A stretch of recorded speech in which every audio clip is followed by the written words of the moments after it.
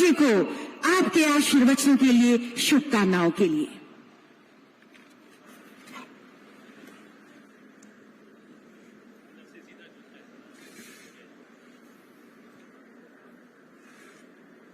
सभी रौरे मन के जोहार।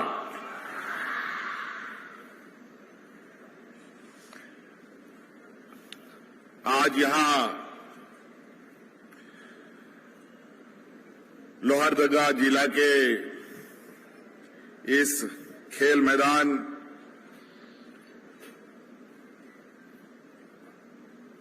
चेरी कुड़ू में आयोजित आपकी योजना, आपकी सरकार, आपके द्वार कार्यक्रम में हमारे साथ उपस्थित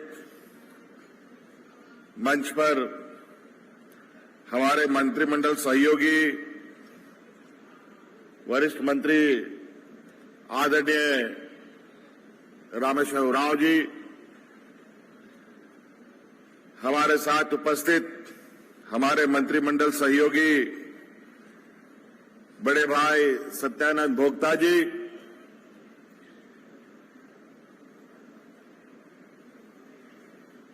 अभी अभी पहुंचे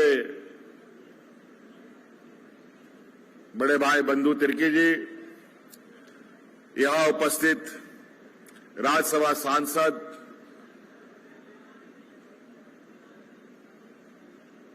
बड़े भाई धीरज साहू जी, यहां उपस्थित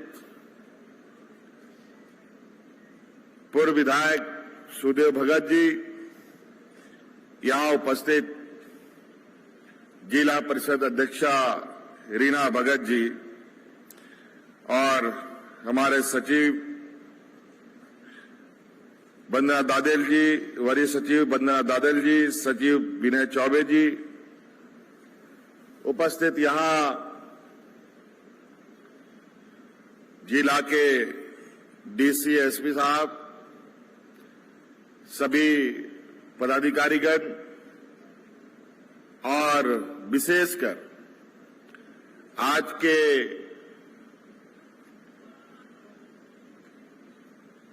सरकार के द्वारा चलाए जा रहे आपकी योजना, आपकी सरकार, आपके द्वार कार्यक्रम के तीसरे चरण के कार्यक्रम में उपस्थित आप सभी लोहरदगा जिले के हमारे ग्रामीणों, माताएं बहनें, नौजवान साथी, बड़े बुजुर्ग,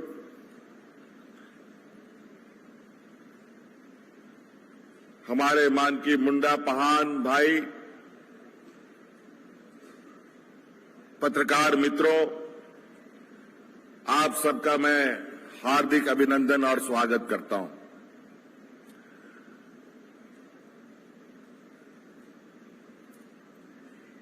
ये योजना हम लोगों ने इससे पहले भी 2 चरण में संपन्न किया था।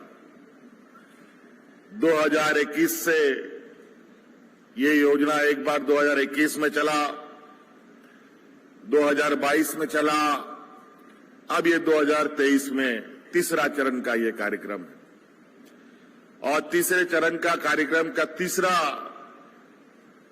सभा में मैं आपके बीच आया हूं और जब ये कार्यक्रम को हम लोगों ने प्रारंभ किया है, तब मैं व्यक्तिगत रूप से विभिन्न जिलों में जाकर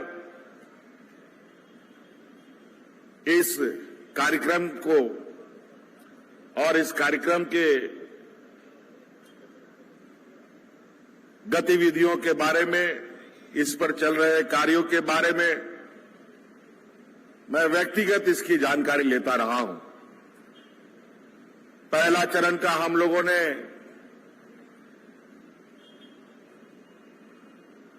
आपकी योजना, आपकी सरकार, आपकी द्वार जब चलाया था तो भगवान बिरसा मुंडा ओली आतू के वहां से हम लोगों ने शुरू किया था। इस बार तीसरा चरण का कार्यक्रम हम लोगों ने हमारे वीर शहीद सिद्धू कान्हू, चांद, भैरव, फूलो, झानो के जन्म स्थल से शुरू किया।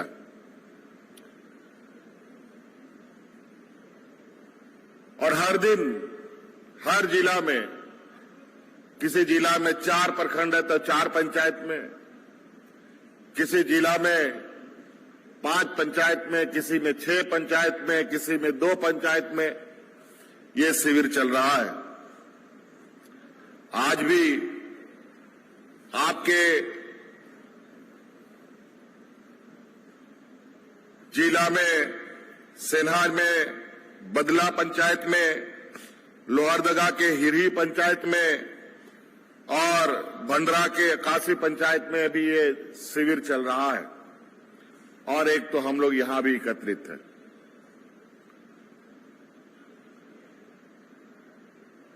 और आप सब लोगों को याद होगा कि हम लोगों ने जब सरकार बनाया था तो सरकार बना भी नहीं था ठीक से। हमारे मंत्रिमंडल, सहयोगी मंत्रिमंडल के शपथ ग्रहण कर ही रहे थे, कोरोना जैसा महामारी हम लोगों के बीच में आ गया। 1.5 पौने 2 साल उस महामारी ने हमारा खा लिया। आपको याद होगा, वो उन दिनों की बात है जब सरकार का आदेश था कि कोई व्यक्ति घर से बाहर नहीं निकलेगा। हाट बाजार, गाड़ी मोटर, कारखाने, उद्योग धंधे सब बंद हो गए थे लगभग। घर में ताला लगा करके सबको रहना पड़ा।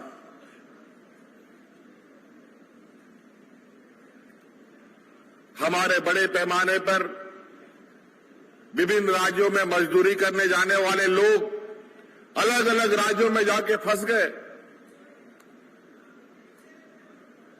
किसी किसी फैक्ट्री में काम करता था, मजदूरी का बेचारा, वो फैक्ट्री बंद हो गया और उनको मजदूरी से हटा दिया गया और कोई उनको रहने के लिए मकान भी नहीं देता था, बल्कि जिसके घर में कोई काम भी करने वाला था उसको भी घर से बाहर कर दिया।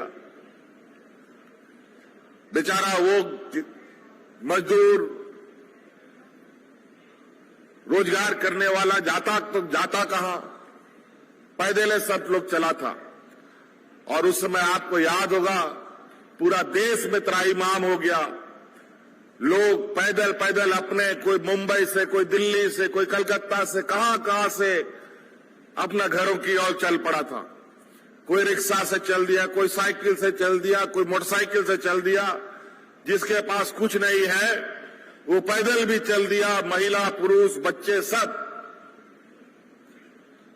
और इतना खतरनाक दिन था, इतना डरावना दिन था, इतना भयावह दिन था कि वैसा भयावह दिन मुझे लगता है कि मानव जीवन में कभी किसी ने नहीं देखा हो।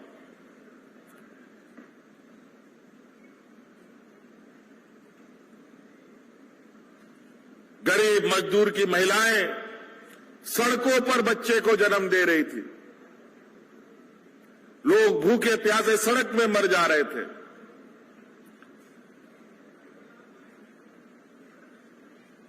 और इधर ही झारखंड, बिहार, बंगाल, उड़ीसा के लोग सबसे अधिक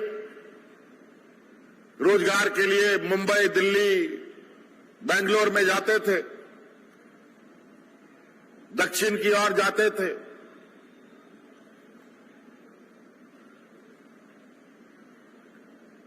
उत्तर की ओर जाते थे, सभी तरफ जाते थे। और ये खबर रोज अखबारों में, टीवी में, विभिन्न समाचार पत्रों में छपता था। हम लोगों को बहुत तकलीफ होता था। तो उसमें पहली बार इस देश में हमने पहला कदम उठाया और अपने मजदूरों को हवा जहाज से ढो ढो करके ला करके गांव में भेजने का काम। हम कोरोना ढो के ला रहे थे। एक तो वैसे भी कोरोना सब पर पूरा दुनिया में फैल गया और ऊपर से बाहर के लोगों को हम ढो के ला रहे थे। कई राज्यों में तो ऐसे लोग मरे जैसे जानवर, मुर्गी सब मरता है बीमारी में। एक साथ धड़ल्ले से मर जाता था। कई राज्यों में तो इतने लोग मरे कि वहां पर उनको दफन करने के लिए जमीन कम पड़ गई, जलाने के लिए लकड़ी कम पड़ गया। इतना डरावना, इतना भयावह दिन था। लेकिन झारखंड जैसा पिछड़ा राज्य, जहां अस्पताल की व्यवस्था नहीं, जहां डॉक्टर की व्यवस्था नहीं, ऐसे स्थिति में भी हमने राज्य में कोई मजदूरों को मरने नहीं दिया। शांति से हम लोगों ने इस महामारी को पार किया। अब 2 साल बीतने के बाद हम लोगों ने आपके बीच में जो हमारी जिम्मेवारी थी, जो हमारे वादे थे, चुनाव के पहले के, उन एक एक वादों को पूरा करने के लिए निकल पड़े। कई ऐसा आज भी गांव है हमारा इस राज्य में जहां कभी सरकार का कोई पदाधिकारी नहीं गया होगा।